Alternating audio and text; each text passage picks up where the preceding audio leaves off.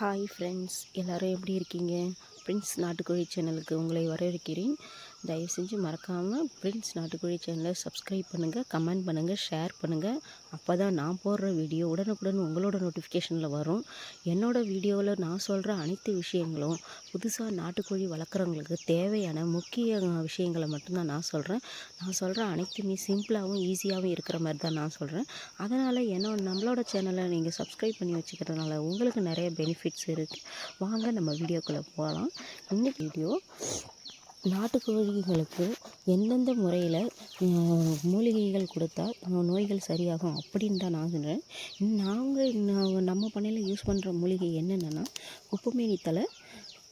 இந்த குப்பைமேனி தலையை பற்றி சொல்லியே ஆகும். இந்த குப்பைமேனி தழை உடம்புல இருக்கிற அனைத்து அசுத்தங்களையும் கழிவுகளையும் கோழிகளுக்கு வெளியேற்றுறதுல ஒரு சிறந்த மருந்தாகவே இருக்குது. அதனால தான் நான் குப்பைமேனி தலையை செலக்ட் பண்ணுறது. நாட்டுக்கோழி வளர்க்குறதுல கட்டாயம் நீங்கள் ட்ரை பண்ண வேண்டியது முதல்ல நாட்டு மருந்துகளை மட்டும்தான். மூலிகைகள் எந்த அளவுக்கு நம்ம கோழிகளுக்கு கொடுக்குறோமோ அந்த அளவுக்கு கோழிகளோட உடம்புல நோய் எதிர்ப்பு சக்தி இயற்கையாகவே வளரும். இயற்கையாகவே நோய் எதிர்ப்பு சக்திகள் வளரும்போது கோழிங்களுக்கு நல்ல நோய் எதிர்ப்பு சக்திகள் இருக்கும். அதனால் என்ன பண்ணுறோன்னா நம்ம முதல்ல குப்பைமேனி தலையை பறிச்சுக்கிறோம். அடுத்தது என்ன பறிக்க போகிறோன்னு வாங்க ஃப்ரெண்ட்ஸ். அடுத்து நம்ம பார்க்க போகிற மூலிகை பப்பாளி இலை. பப்பாளி இலையை நம்ம பறிச்சிட்டோம். பப்பாளி இலையும் மிக சிறந்த சக்தி வாய்ந்த ஒரு மருந்து தான். பப்பாளி இலையில் கஷாயத்துக்கு நம்மளே சாப்பிட்லாம்.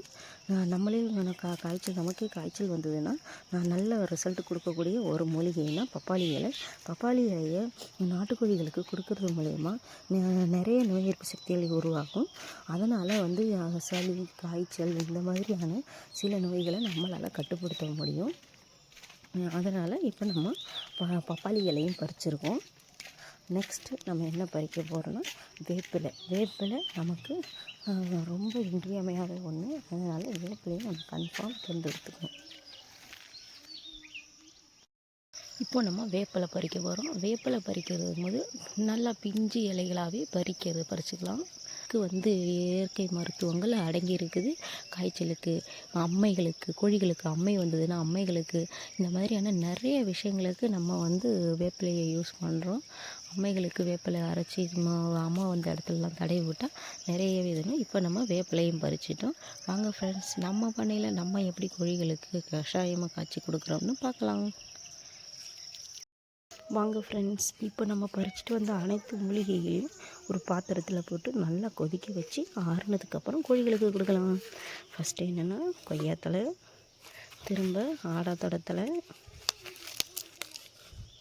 வேப்பிலை, பப்பாளி தழை. இது கூட கீழாநெல்லி வேரும் போட்டுக்கலாம். இப்போதைக்கு எனக்கு கீழாநெல்லி வேர் கிடைக்கல, அதனால் நான் இதை மட்டும் போட்டுக்கிறேன். இதை நல்லா அலசிட்டு எப்போவுமே நல்லா கழுவிட்டு அதுக்கப்புறம் நல்லா கொதிக்க வைங்க.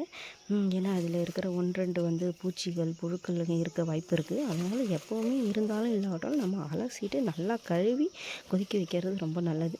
அதனால் நம்ம வாஷ் பண்ணிவிட்டு அதுக்கப்புறமா கொதிக்க வச்சு காட்டுறோம் ஃப்ரெண்ட்ஸ். நம்ம இப்போது பறித்த அனைத்து மூலிகைகளையும் நல்லா வாஷ் பண்ணி கழுவி சுத்தமாக எடுத்துகிட்டு வந்துருக்குறோம். இந்த மூலிகை கூட என்னென்ன சேர்க்கணும் அப்படின்னா, ஒரு 1/2 லிட்டர் தண்ணி நல்லா நம்ம எந்த அளவுக்கு கோழிகள் வச்சுருக்கோமோ அந்த அளவுக்கு மூலிகைகளையும் தண்ணியில் தேவைக்கான இடத்த சேர்த்துக்கணும். நான் ஒரு 1/2 லிட்டர்லேருந்து 3/4 லிட்டர் வரைக்கும் சேர்த்துக்கிறேன்.